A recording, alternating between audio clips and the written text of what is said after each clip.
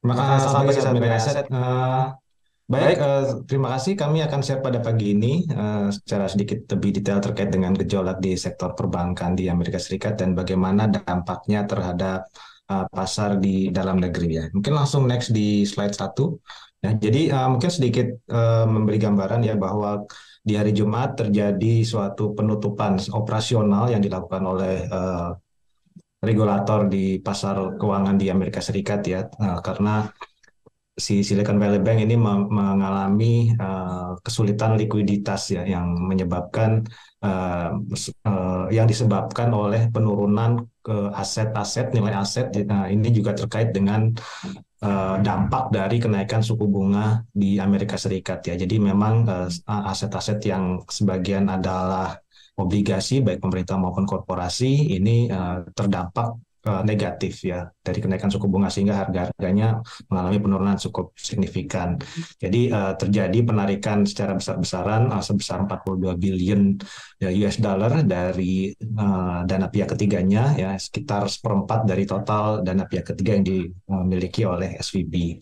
Jadi karena adanya penarikan dana ini, Bank SVB ini dianggap sebagai insolvent dan memiliki kesulitan likuiditas. Jadi kejadian di hari Jumat itu menyebabkan uh, adanya kekhawatiran bahwa dampaknya akan menyebar di perbankan di Amerika dan juga di Eropa yang memiliki kegiatan operasi yang cukup besar di Amerika Serikat. Dan kalau kita lihat di sejak hari Jumat itu sejak hari Kamis ya itu terjadi penurunan secara signifikan dari harga beberapa harga saham dari beberapa bank-bank besar, bank di Amerika dan juga di Eropa seperti Bank of America, kemudian ada Citigroup dan Deutsche Bank. Namun di sisi lain ya terjadi kenaikan nilai dari harga US Treasury. Mungkin next ya. Ini karena adanya tadi sudah disampaikan ya bahwa spekulasi bahwa dengan kejadian dari SVB ini akan mendorong atau menyebabkan the Fed itu tidak terlalu agresif menaikkan suku bunga sehingga kemarin dalam beberapa hari ya dari Jumat dan juga berlanjut di hari Senin ya dari yieldnya US Treasury untuk 10 year itu turun signifikan dan kemarin itu di level 3,57%. Sementara untuk 2 year US Treasury ini akhirnya sudah bisa turun di bawah level 4%, 3,98%. Nah, sehingga kalau kita lihat spread terhadap imbal hasil dari obligasi pemerintah Indonesia ya surat berharga negara ya, baik yang 2 year maupun 10 year ini mengalami kenaikan ya sehingga kita lihat dengan penurunan yield yang sangat signifikan dari US Treasury membuat imbal hasil dari SBN itu menarik ya sehingga seharusnya dalam beberapa waktu ke depan terjadi arus modal asing di SBN dan juga kemungkinan kita akan berimbas juga ke net inflow di pasar saham di dalam negeri. Next.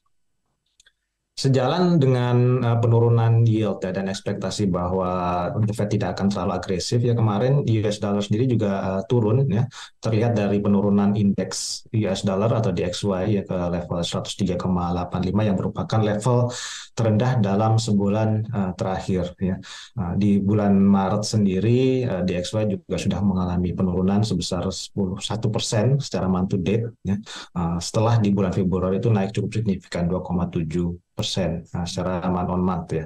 Jadi sepanjang tahun 2023 sendiri DXY sendiri masih mengalami kenaikan tipis ya 0,3% secara year to date ya. Kalau ke depan kalau kita lihat kemungkinan ya dengan ekspektasi bahwa The Fed tidak akan terlalu agresif ya meskipun masih akan tetap menaikkan suku bunga, kemungkinan DXY ini akan cenderung melemah ya baik dalam jangka menengah maupun dalam jangka panjang ya. Apalagi setelah The Fed kemungkinan akan berhenti menaikkan suku bunga di sepanjang semester 1 2023. Di sisi lain, untuk ECB dan BOE sendiri itu kemungkinan masih akan berlanjut kenaikan suku bunganya itu sampai dengan di second half 2023. Next. Ya, jadi kalau kita lihat mungkin di bulan Maret ini sendiri mungkin akan merupakan suatu event yang sangat ditunggu ya FOMC meeting karena mereka akan mengeluarkan selain menentukan arah menentukan uh, besarnya kenaikan suku bunga, namun juga mereka akan mengeluarkan apa yang disebut dengan summary of economic projection ya. Jadi yang menunjukkan bagaimana konsensus dari internal FOMC terkait dengan arah atau seberapa besar lagi suku bunga di Amerika Serikat akan mengalami kenaikan. Ya, memang hal ini akan sangat bergantung dari beberapa hal ya, antara lain dari sisi uh, perkembangan data ketenaga kerjaan Amerika dan juga tingkat inflasi. Kalau kita lihat kemarin di Amerika Serikat sendiri di hari Jumat yang diumumkan ya bahwa NFP-nya masih mengalami kenaikan ya sebesar 311.000, lebih tinggi dari ekspektasi. Namun kalau kita lihat dibanding dengan bulan sebelumnya itu sudah menunjukkan penurunan ya. Kalau kita rasa dengan tren penurunan ya ke depan seharusnya memang ini menunjukkan bahwa dampak dari kebijakan moneter Amerika Serikat juga sudah mulai terasa di pasar ketenaga kerjaan. Sementara kalau kita lihat dari indikator lainnya yaitu average hourly earnings growth di bulan Februari itu tumbuh 0,2% secara manual atau 4,6% secara year on year. Ini lebih rendah dibandingkan dengan konsensus ya. Kalau kita lihat secara umum kondisi ketenaga kerjaannya itu relatif soft di Amerika Serikat ya, meskipun sebelumnya pada pekan lalu diumumkan hawkish oleh cenderung hawkish ya dari Jerome Powell. Kita lihat bahwa kemungkinan memang masih akan naik ya, naiknya itu secara moderat ya, secara relatif tidak seperti yang terjadi di tahun lalu yang mencapai 50 sampai 75 basis point. Kenaikan di bulan Maret kemungkinan akan melanjutkan kenaikan di bulan Februari lalu yaitu 25 basis point ke posisi 5% di tanggal 21 dan 22. Sementara ini juga dengan adanya kejadian SVB ini juga menurut kami merupakan suatu kejadian yang lebih dapat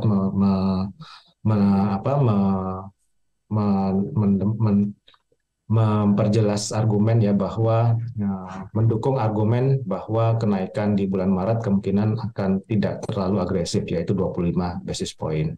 Next, kalau kita lihat kemarin sebenarnya di dalam negeri sendiri JCI itu rebound 0,3% ya meski di tengah terjadinya global sell off ya. Sementara untuk